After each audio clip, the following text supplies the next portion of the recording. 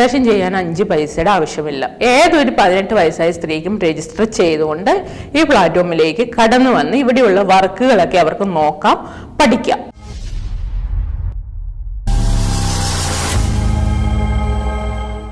നമസ്കാരം.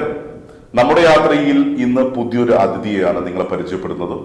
വനിതകൾക്ക് സംരംഭം തുടങ്ങാൻ പറ്റുന്ന ഒരു സംവിധാനവുമായിട്ടാണ് അവർ എന്നോടൊപ്പം ഉള്ളത്. അവരെ നമുക്ക് പരിചയപ്പെടാം. നമസ്കാരം. നമസ്കാരം.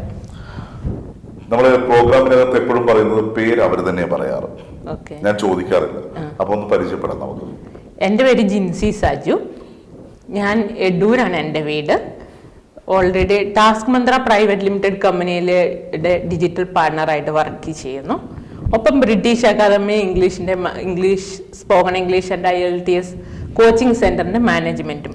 ഓക്കെ, അപ്പൊ പരിചയപ്പെട്ടു കാണുമല്ലോ. എന്താണ് ടാസ്ക് മന്ത്ര? അതിനെ കുറിച്ച് നമുക്ക് ചോദിക്കാം. എന്താണ് ടാസ്ക് മന്ത്ര? ടാസ്ക് മന്ത്ര എന്ന് പറഞ്ഞിട്ടുണ്ടെങ്കിൽ ഇന്ത്യൻ സ്റ്റാർട്ടപ്പ് കമ്പനിയാണ്.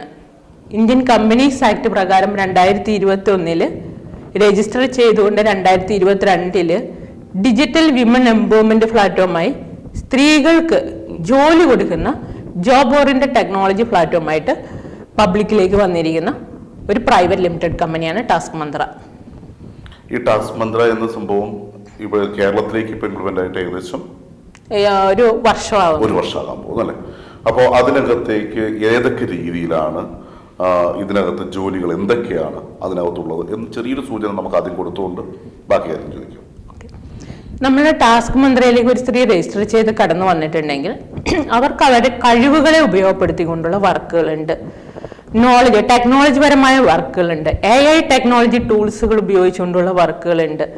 അങ്ങനെ ഡിജിറ്റൽ മാർക്കറ്റിംഗ് മേഖലകളിലുള്ള വർക്കുകളുണ്ട്. പക്ഷെ ഇവിടുത്തെ വർക്കുകൾ ഇതെല്ലാം കൂടെ കണക്ട് ചെയ്ത് വരുമ്പോൾ 4 സെഗ്മെന്റുകളിലായിട്ടാണ് തരംതിരിച്ചിരിക്കുന്നത്.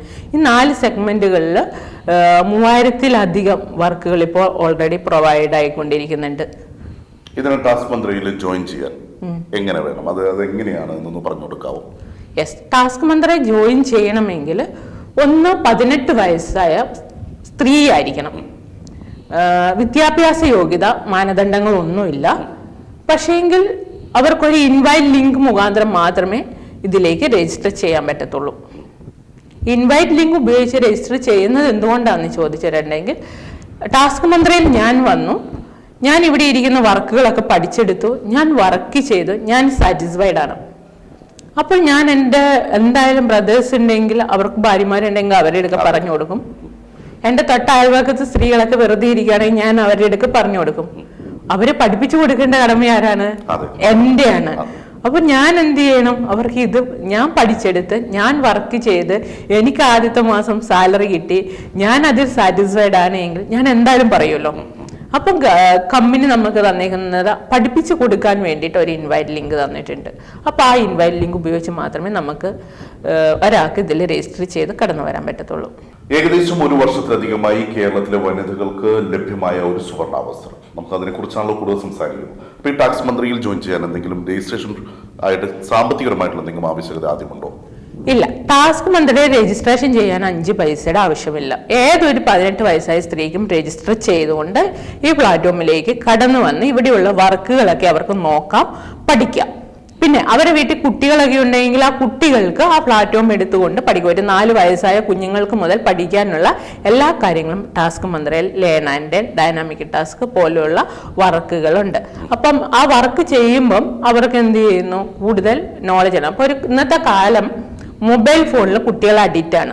ടാസ്ക് മന്ത്രയിലേക്ക് രജിസ്റ്റർ ചെയ്ത് കടന്നു വരുന്ന ഒരു സ്ത്രീ, ആ വീട്ടിലൊരു 4 വയസ്സൊരു കുഞ്ഞു കുട്ടിയുണ്ടെന്ന് വിചാരിച്ചു, അവൻ എന്ത് ചെയ്യും? മൊബൈലിന് വേണ്ടി കരഞ്ഞാൽ ഈ ഒരു പ്ലാറ്റ്ഫോം എടുത്ത് ഓപ്പൺ ചെയ്ത്, മോനെ ഇത് വേർഡുകൾ താഴോട്ടൊന്ന് ടൈപ്പ് ചെയ്ത് എന്ന് പറഞ്ഞാൽ അവന് ആ പിക്ചേഴ്സ് അവൻ്റെ മൈൻഡിൽ പതിയാണ്. ഇന്ന് കണ്ടു പഠിക്കുന്ന അതൊന്ന് സ്ക്രോൾ ചെയ്ത് പഠിക്കുകയാണെങ്കിൽ അത് നമ്മുടെ മൈൻഡിലേക്ക് വ്യക്തമായിട്ട് പതിയും. അപ്പം ആ കുഞ്ഞിൻ്റെ കണ്ണിൽ ഒരു റോസാ ഫ്ലവറിൻ്റെ 4 ഫ്ലവേഴ്സ് ഉണ്ടെങ്കിൽ അത് അവൻ്റെ മൈൻഡിലേക്ക് പതിഞ്ഞു. ആ നേരം നമുക്ക് 10 രൂപയുടെ ഒരു ബുക്ക് വാങ്ങിച്ച് അവന് കൊടുക്കുകയാണെങ്കിൽ ഒരാഴ്ച കൊണ്ട് ആ ബുക്ക് കീറിക്കളയും, നശിപ്പിച്ച് കളയും.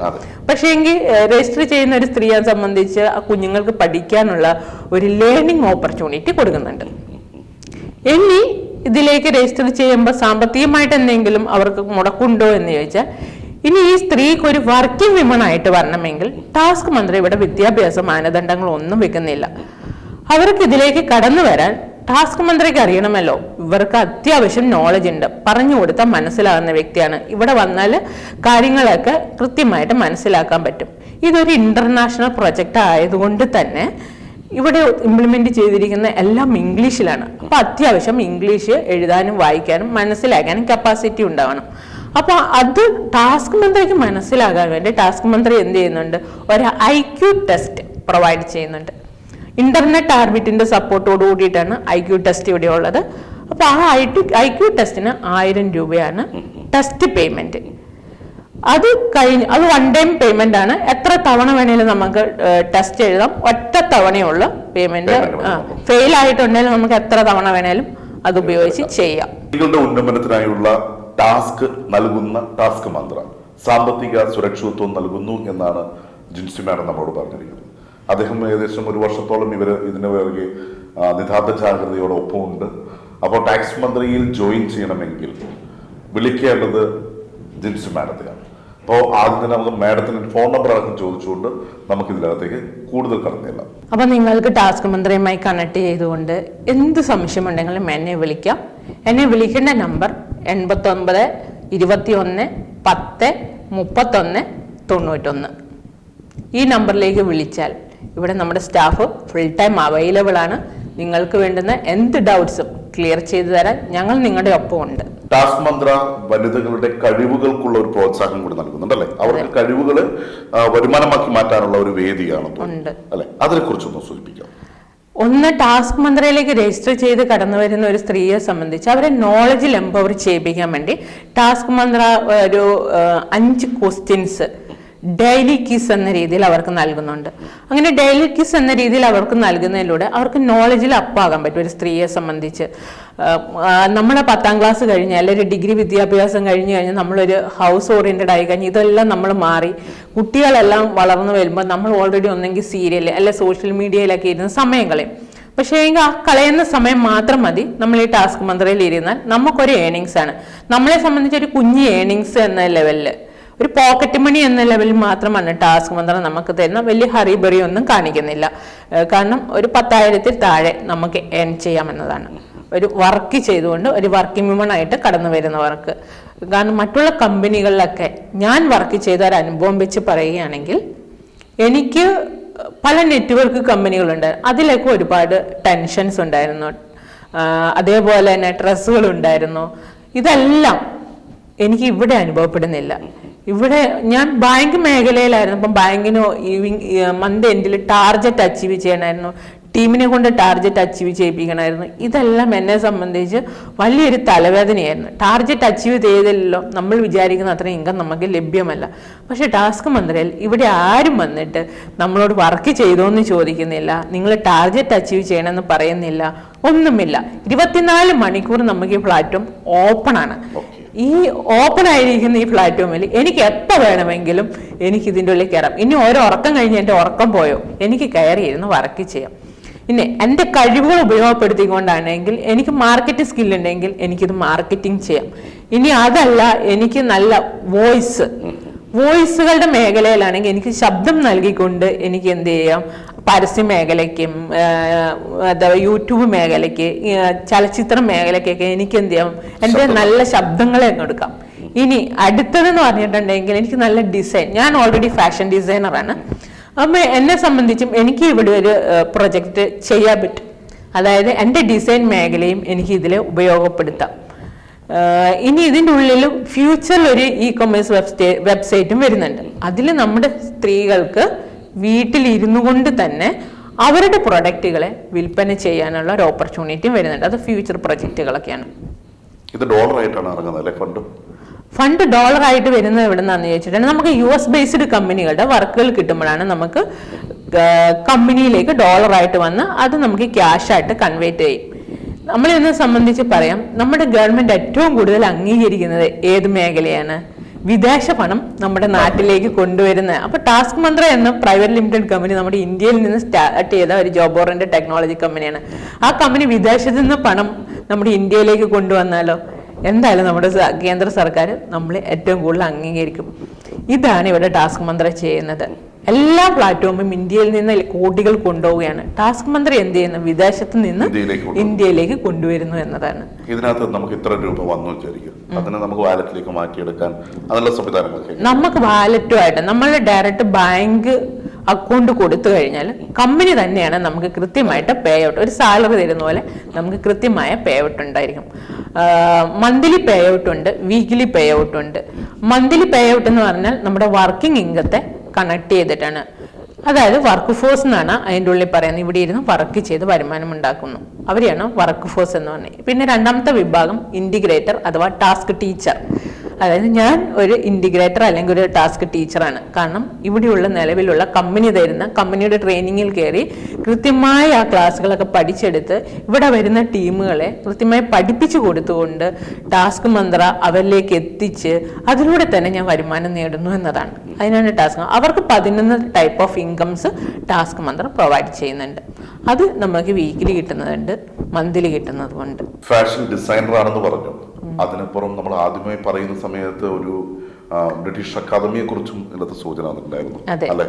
അപ്പൊ നമുക്ക് ടാക്സ് മന്തിന്റെ ഒപ്പം തന്നെ നമുക്ക് ഇതിനെ കുറിച്ചും ചോദിക്കാം.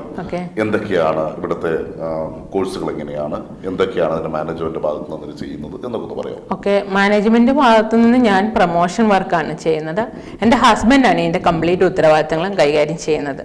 ബ്രിട്ടീഷ് അക്കാദമിയിൽ ഇവിടുത്തെ ടീച്ചറും ഇവിടുത്തെ ഓൾറൗണ്ടറൊക്കെ ഹസ്ബൻഡാണ്.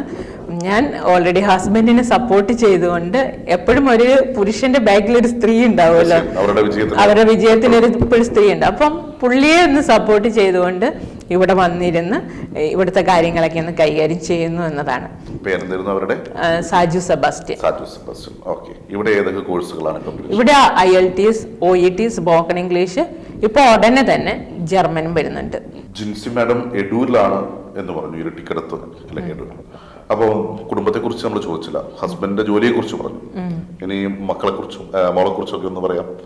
എനിക്കൊരു മോളാണുള്ളത്, എഡ്രിയ മരിയ സാജു എന്നാണ് മോളുടെ പേര്. പഠിക്കുകയാണോ ഇപ്പൊ? 9ാം ക്ലാസ്സിൽ പഠിക്കുന്നു. എവിടെയാ? എഡ്വൂർ സ്കൂളിൽ തന്നെയാണ്.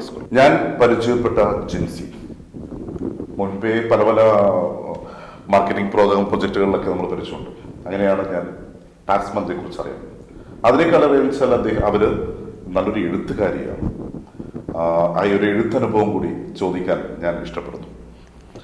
മുൻപേ കഥകളും കവിതകളൊക്കെ എഴുതിയിട്ടുണ്ട്. പക്ഷേ ഞാൻ മുന്നേ എന്ന് പറഞ്ഞിട്ടുണ്ടെങ്കിൽ സോഷ്യൽ മീഡിയയിൽ എൻ്റെ പേരിലല്ലായിരുന്നു ഞാൻ വന്നിരുന്നത്, ത്രിഷ ജോൺ എന്നുള്ളൊരു പേരിലായിരുന്നു വന്നിരുന്നത്. അവിടുന്ന് ഞാൻ ഓൾറെഡി പബ്ലിക് തന്നെ ത്രിഷ ജോൺ. അപ്പൊ ആ ഒരു പേരിലായിരുന്നു ഞാൻ വന്നിരുന്നത്. പിന്നെ എല്ലാവരും കൂടുതലും എന്നെ ത്രിഷ എന്ന് തന്നെയാണ് എല്ലാവരും അറിയപ്പെടുന്നത്. എഴുത്ത് എന്ന് പറയുന്നത് എൻ്റെ ജീവിതാനുഭവങ്ങൾ തന്നെയായിരുന്നു ഞാൻ എഴുതിക്കൊണ്ടിരിക്കുന്നത്.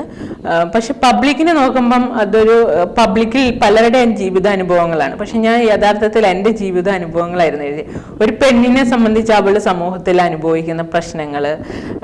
ഇപ്പൊ പെണ്ണില്ലം എന്ന് പറഞ്ഞിട്ട് ഒരു പുസ്തകം ഇറങ്ങുന്നുണ്ട്. ആ പുസ്തകത്തിലേക്ക് ഞാൻ എൻ്റെ ഒരു സ്റ്റോറി പോകുന്നുണ്ട്. അതും വനിതകൾക്ക് മാത്രമാണ്. പെണ്ണില്ലെന്ന് പറഞ്ഞിട്ടുണ്ട്. ഒരുപാട് സ്ത്രീകൾ, ഒരു 41 സ്ത്രീകൾ അടങ്ങിയിട്ട് ആ സ്ത്രീകൾക്ക് ഉണ്ടാകുന്ന പ്രശ്നങ്ങൾ അവരുടെ ഫാമിലിയിലാവാം, അവരുടെ സമൂഹത്തിലാവാം, അങ്ങനെ പല മേഖലകളിലും ഉള്ള പ്രശ്നങ്ങളെ കണക്ട് ചെയ്തു വരുന്നതാണ് പെണ്ണില്ലം. അതിനകത്ത് നല്ലൊരു ഏതാണ് അതിനകത്ത് എഴുതാൻ ഉദ്ദേശിച്ചിരിക്കുന്നത്? അതിൻ്റെ ഉള്ളിൽ എഴുതാൻ ഉദ്ദേശിക്കുന്നത് എന്ന് ചോദിച്ചിട്ടുണ്ടെങ്കിൽ നിങ്ങളെല്ലാം കണ്ടിട്ടുണ്ടാവും. എൻ്റെ കൂടെ ഒരു സമയത്ത് 2-3 പെൺകുട്ടികൾ ഉണ്ടായിരുന്നു. ശരിക്കും പറഞ്ഞാൽ പലരോടും ഞാൻ പറഞ്ഞു എൻ്റെ കസിൻ്റെ മക്കളാണ്, അങ്ങനെയും അങ്ങനെയൊക്കെയായിരുന്നു ഞാൻ പറഞ്ഞിട്ടുണ്ടായിരുന്നു. കാരണം അവരെ സംരക്ഷിക്കേണ്ട മെയിൻ ഉത്തരവാദിത്വം എൻ്റെ ആയിരുന്നു. അതുകൊണ്ട് തന്നെ കസിൻ്റെ മക്കളാണ്, സിസ്റ്റേഴ്സിൻ്റെ മക്കളാണ്, ഇങ്ങനെയൊക്കെ പറയുമായിരുന്നു. പക്ഷെ അവരെ സംബന്ധിച്ച് ഡിവോഴ്സ്ഡ് ആയി പോകുന്ന മാതാപിതാക്കള് സ്വീകരിക്കാൻ പറ്റാതെ, കാരണം അമ്മയും വിവാഹിതനായിട്ടാണ്, അപ്പനും വിവാഹിതനാണ്, ഈ കുട്ടികൾ പല സമയത്ത് അനാഥരായി പോകുന്നു. അങ്ങനെയുള്ള കുഞ്ഞുങ്ങളായിരുന്നു എൻ്റെ കൂടെ ഉണ്ടായിരുന്നത്. പക്ഷെ ഇന്ന് അവർ പല മേഖലകളിൽ പഠിച്ച് നന്നായി മുന്നോട്ടേക്ക് പോകുന്നു. അപ്പോൾ അവരെ സംരക്ഷിക്കുമ്പം യഥാർത്ഥത്തിൽ ഒരു സ്ത്രീക്ക് ഉണ്ടാകുന്ന ഒരുപാട് പ്രശ്നങ്ങളുണ്ട്. ആ പ്രശ്നങ്ങളെ കുറിച്ചായിരുന്നു ഞാൻ പെണ്ണില്ലം എന്ന കവിതയിലൂടെ വരുന്നത്. പ്രത്യേകിച്ച് ഒരു ആൺകുട്ടിയാണെങ്കിൽ അവന് പുറത്തെ എങ്ങനെയും ജീവിക്കാം. ഒരു പെൺകുട്ടികളാകുമ്പോൾ അവർക്ക് സമൂഹത്തിൽ അതൊരു 18 വയസ്സായാൽ നമുക്ക് അവരെ പുറത്തേക്ക് ഇറക്കി വിടാൻ പോലും പേടിക്കണം അല്ലേ. അങ്ങനെ ഒരു സാഹചര്യത്തിൽ ഒരു പെട്ടെന്ന് ഒരു 9 വയസ്സുകാരി എന്നുള്ള മകളുടെ അമ്മയിൽ നിന്ന് ഒരു 18 വയസ്സുകാരിയായ ഒരു അമ്മയുടെ മകളിൽ ഒരു അമ്മയുടെ ഉത്തരവാദിത്തം ശരിക്കും ഒരു 18 വയസ്സാകുമ്പോഴേക്കും എൻ്റെ മകൾക്ക് 9 വയസ്സിനൊപ്പമാണ് നമ്മൾ പെണ്ണുങ്ങൾ വളർന്നു വരിക. മക്കൾ വളരുന്നതിനനുസരിച്ച് അപ്പനും അമ്മയും വളരുക. പക്ഷെ എന്നെ സംബന്ധിച്ച് പെട്ടെന്ന് ഒരു 18 വയസ്സുള്ള 3 കുട്ടികൾ വന്നപ്പോഴേക്കും ഞാൻ പെട്ടെന്ന് എൻ്റെ മൈൻഡ് അതിലേക്ക് കൺവേർട്ട് ആയിട്ട് അവരെ സംരക്ഷിക്കുകയാണ് സമൂഹത്തിന്റെ മുന്നിൽ നിന്ന്, കാക്കക്കണ്ണുകളിൽ നിന്നൊക്കെ. അപ്പോൾ ആ ഒരു സമയത്ത് അനുഭവിച്ച മാനസിക സ്ട്രെസ്സുകൾ അതിനെയാണ് ഞാൻ ഫോക്കസ് ചെയ്ത് എഴുതിയിട്ടുള്ളത്. തീർച്ചയായിട്ടും ചർച്ചയാവട്ടെ, സമൂഹത്തിന് മുമ്പിലേക്ക് അല്ലെ, മറ്റുള്ളവർക്കൊരു മുമ്പിലേക്കുള്ള ഒരു വഴിയായിട്ട് തന്നെയാണ് പെണ്ണില്ലം മാറുന്നത്. എന്തായാലും ചുരുങ്ങിയ സമയം കൊണ്ട് ഒത്തിരി കാര്യങ്ങൾ നമുക്ക് പറഞ്ഞു തന്നു. എന്തായാലും ഈ ഒരു സംവിധാനം ബ്രിട്ടീഷ് അക്കാദമി, അതുപോലെ തന്നെ ടാസ്ക് മന്ത്ര, ആ ടാസ്ക് മന്ത്രയുടെ സംശയങ്ങൾ ഉണ്ടാവാം. അതുപോലെ തന്നെ ഇതിനകത്ത് ജോയിൻ ചെയ്യുക, വനിതകളുടെ ഉന്നമനത്തിന് വേണ്ടിയുള്ള ഈ ഒരു പ്രൊജക്ടിന്റെ ഭാഗമാകുക. സംശയങ്ങളൊക്കെ ജിൻസി മാഡത്തോട് ചോദിക്കുക. എല്ലാവിധ ഭാവങ്ങളും നേരുകയാണ്. തീർച്ചയായും സംശയങ്ങൾ പറയാൻ ഇരട്ടിയിൽ തന്നെ നിങ്ങൾക്ക് അടുത്തായി ജിൻസി മാഡം ഉണ്ടാവും. മറ്റൊരു അതിഥിയെ കണ്ടെത്തുന്നത് വരെ തൽക്കാലം ഇതിൽ നിന്നും ഇവിടെ പറയുന്നു. Thank you.